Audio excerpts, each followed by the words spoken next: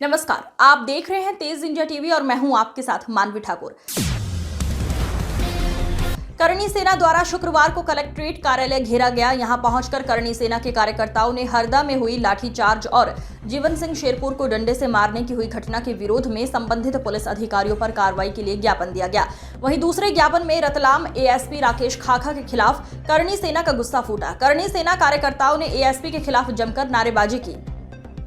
करणी सेना का आरोप है कि हाल ही में हुए एक प्रदर्शन के दौरान रतलाम एएसपी राकेश खाखा ने शांतिपूर्वक प्रदर्शन कर रहे कार्यकर्ताओं पर लाठी चार्ज करवाया और गाली गलौज की। इसे लेकर करणी सेना के पदाधिकारियों ने एडीएम को ज्ञापन सौंपा और मांग की कि एएसपी के खिलाफ तत्काल सख्त कार्यवाही की जाए।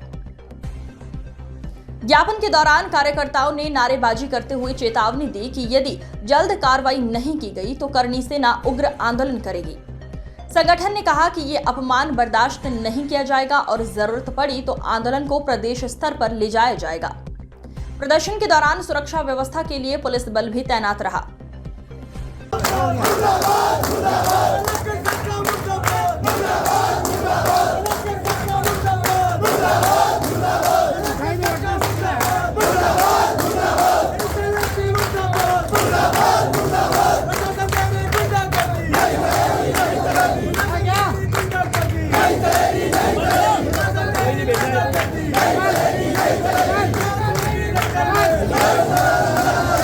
आप लोगों ने देखिए, हमने दो ज्ञापन दिए हैं। एक तो हरदा वाला प्रकरण जो सभी के संज्ञान में है, जिसके ऊपर मुख्यमंत्री के नाम से कलेक्टर महोदय को ज्ञापन दिया है कि वहाँ पे निष्पक्ष जांच हो, न्यायिक जांच हो। निष्पक्ष मतलब न्यायिक जांच होनी चाहिए। वहाँ के अधिकारी जो जांच कर रहे हैं उनसे हम संतुष्ट नहीं है। दूसरा जो है कि एसपी और कलेक्टर के ऊपर कार्रवाई होनी चाहिए, क्योंकि वहाँ रहते वो जांच नहीं हो सकती, क्योंकि जिले के दो मुख्य बड़े पदाधिकारी वहीं पे है, तो वो जांच तो होने ही नहीं देंगे।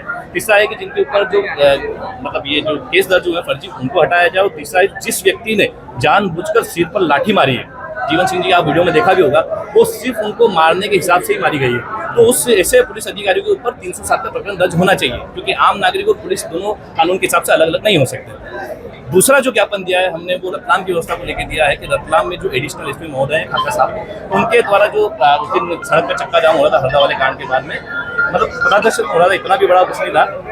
तो वहाँ पर क्या हुआ कि एडिशनल एसपी साहब आए और सीधा बिना किसी जानकारी लिए, जबकि एसडीओपी मैडम और पीआई साहब ने धरना समाप्त करवा दिया था। उसके बाद साइड में खड़े लोगों, चाय पे पीने वाले लोगों के ऊपर लाठी भाजी और उनको माँ बहन की गंदी गंदी गालियाँ दी। इस विषय में एक मीडिया कर्मी जो है आपके संज्ञान में होगा, उनको जब उन्होंने पूछा इसके बाद जानकारी लेने को, तो उनको भी अनशन धमकियाँ दी और फर्जी केस को फंसाने की धमकियाँ दी और उनको भी गाली गलौज करी। ये सब आपके माध्यम से मैं बात पूछना चाहता हूँ कि इससे अधिकारी क्या मांगे? हाँ, मैं वही बता रहा हूँ। ऐसे अधिकारी को ऐसे जिले में रहने की आवश्यकता नहीं है। इससे पब्लिक और पुलिस में तनाव बढ़ेगा और ऐसे अधिकारी जो शराब के नशे में कार्य करते हो या लॉ एंड ऑर्डर मेंटेन करते हो, उनकी इस जिले में आवश्यकता नहीं है। हम यही चाहते हैं कि इनको तत्काल प्रभाव से यहाँ से भेजा जाए और 7 दिन का हमने अभी अल्टीमेटम दिया कि 7 दिन में वो करें, नहीं तो। भारत पेट्रोलियम का ये petrol pump pure for sure का दावा करता है। इस दावे की हकीकत तब सामने आई जब सीएम प्रोटोकॉल की 19 गाड़ियों में इसी पेट्रोल पंप में मिलावटी पेट्रोल भरा गया था। अब जांच रिपोर्ट से स्पष्ट हो गया है कि यहां पेट्रोल पंप में भारी मिलावट हुई थी।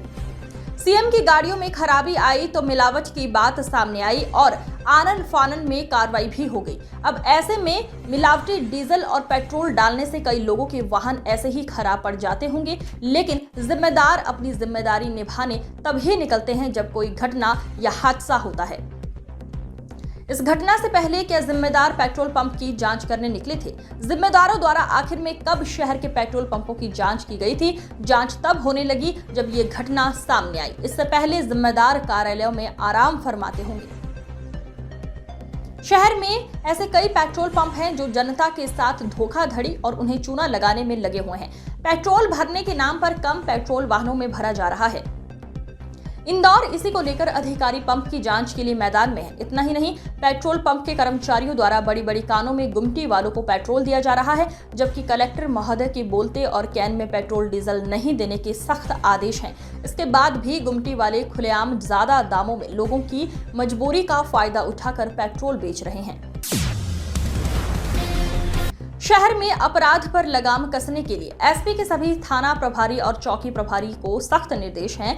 इसी के तहत शहर में चेकिंग अभियान जारी है। किसी भी आने जाने वाले पर शंका होने पर चेकिंग की जा रही है। वहीं देर रात तक बिना वजह सड़कों पर बेवजह घूमने और बैठने वालों की चेकिंग कर उन्हें घर जाने को कहा जा रहा है।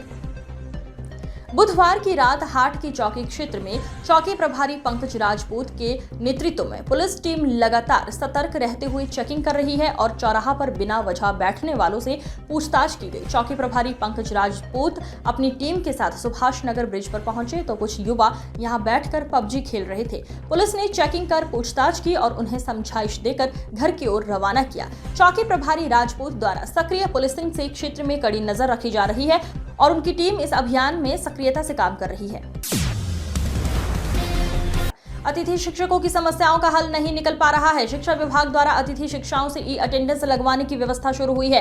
आजाद स्कूल अतिथि शिक्षक संघ मध्य प्रदेश द्वारा गुरुवार को ई अटेंडेंस व्यवस्था को स्वीकार करने से पहले कालिका माता मंदिर परिसर में एक साथ जमा होकर मांगों को लेकर चर्चा की गई। इसके बाद रैली के रूप में एमएसएमई मंत्री और विधायक चैतन्य काश्यप के कार्यालय और कलेक्टर कार्यालय पहुंचकर सीएम डॉक्टर मोहन यादव के नाम ज्ञापन सौंपते हुए बताया कि ई अटेंडेंस लगवाने हेतु आदेश जारी किया गया है। जो अतिथि शिक्षकों के साथ अन्याय है, ई अटेंडेंस लगवाने से पूर्व उनकी समस्याओं का निराकरण किया जाए। अतिथि शिक्षकों ने ज्ञापन में अपनी मांगे रखी कि कई शिक्षकों के पास एंड्रॉयड मोबाइल नहीं है। एंड्रॉयड मोबाइल खरीदने के लिए शासन स्तर पर 20,000 की राशि खाते में डालने, आर्थिक रूप से कमजोर अतिथि शिक्षक को मोबाइल रिचार्ज के लिए 500 रुपए प्रति माह खाते में डालने, अतिथि शिक्षकों को मेडिकल इमरजेंसी के अवकाश की सुविधाएं दी जाएं। वहीं ई अटेंडेंस के आदेश को आपस में लेने की भी मांग रखी। यदि 5 दिवस के अंदर ई अटेंडेंस संबंधी आदेश वापस नहीं लिया गया तो हम संपूर्ण मध्य प्रदेश के अतिथि शिक्षक भोपाल की सड़कों में उतरने के लिए मजबूर हो जाएंगे, जिसकी संपूर्ण जवाबदारी शासन प्रशासन की होगी। भारत माता की जय, भारत माता की जय, वंदे मातरम। अभी करो अटेंड करो, हमको परमानेंट करो। अभी करो अटेंड करो, हमको परमानेंट करो। अरे नहीं लगाएंगे, नहीं लगाएंगे, अरे नहीं लगाएंगे, नहीं लगाएंगे। हमारा सेवाकार, हमारा सेवाकार, अरे ये अटेंडेंस नहीं लगाएंगे, अरे ये अटेंडेंस, अरे हमारे पूर्व मुख्यमंत्री आदरणीय गरीब अतिथि शिक्षकों को जिनका केवल मात्र 10,000, 14,000 और 18,000 रुपये वेतन मिलता है, उनको ई अटेंडेंस लगाने के लिए शासन ने तुगलकी फरमान जारी कर दिया है कि इस आदेश के तहत आप सभी को ई अटेंडेंस लगाना है। आप बताइए, आप लोग के क्या ग्रामीण क्षेत्रों में वेतन मिलता है क्या?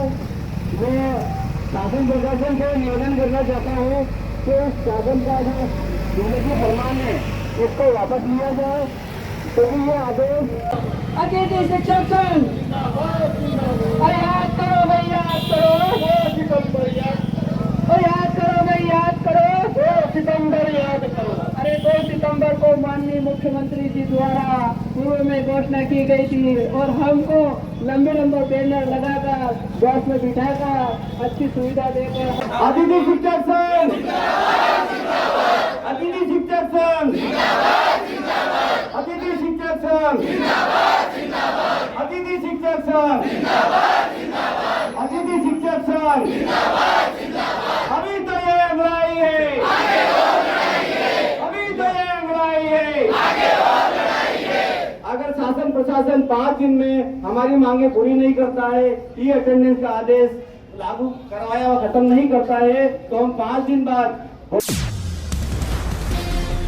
जावरा के भूतेड़ा 8 लाइन रोड से लगाकर हिंगलाज माता मंदिर रतलाम मंदसौर 4 लाइन रोड तक के प्रभावित कृषकों ने कलेक्टर व अपर कलेक्टर जिला रतलाम से मिले और अपनी पीड़ा बताते हुए उन्हें ज्ञापन सौंपा और भूतेड़ा 8 लाइन चौराहे से लगाकर हिंगलाज माता मंदिर रतलाम मंदसौर 4 लाइन रोड तक के नए अलाइनमेंट को निरस्त करने तथा पूर्व से ही अर्जित भूमि पर ही सिटी 4 लाइन के रूप में 4 लाइन रोड निर्माण की मांग रखी। जनहित संघर्ष समिति बैनर तले पीड़ित किसान और व्यापारी रतलाम कलेक्ट्रेट पहुंचे और नए अलाइनमेंट के विरोध में ज्ञापन सौंपा। साथ ही एमपीआरडीसी मुर्दाबाद के नारे भी लगाए गए। किसानों ने ज्ञापन देते हुए बताया कि कुछ रसूखदारों की जमीनों को बचाने के लिए किसानों को भूमिहीन होना पड़ सकता है। रतलाम MPRDC के विरोध में जनहित संघर्ष समिति द्वारा बैनर तले बड़ी संख्या में अपनी मांगों को लेकर पहुंचे कलेक्टर कार्यालय पर ज्ञापन दिया गया। ज्ञापन देने में प्रभावित कृषक व व्यापारी उपस्थित रहे। वहीं उनके द्वारा बताया गया कि जब तक मांगे पूरी नहीं होगी तब तक विरोध जारी रहेगा। क्या मामला था? भूतेड़ा से लेके हिंगलाज माता मंदिर तक नवीन भूमि अधिग्रहण शासन द्वारा किया जा रहा है, तो उसके विरोध में जितने भी समस्त प्रभावित किसान हैं यहाँ पे आए हैं, उनका विरोध है। आपने जो ज्ञापन दिया तो क्या आश्वासन मिला था? देखिए, ज्ञापन में हमारा निवेदन है सरकार मध्य प्रदेश शासन से कि जो पूर्व में 2010 के अंदर 4 लेन की ज़मीन ऑलरेडी अधिग्रहण कर ली गई है, 2 लेन वहाँ चल रहा है, 2 लेन की ज़मीन और मौजूद है, तो उसी पे ग्राउंड फ्लोर पे उसको बनाया जाना चाहिए। जो नया अधिग्रहण किया जा रहा है अनैतिकता है और असंगत है। कुछ रसूखदार और प्रभावशील व्यक्तियों की वजह से नवीन अधिग्रहण का काम शुरू किया गया है।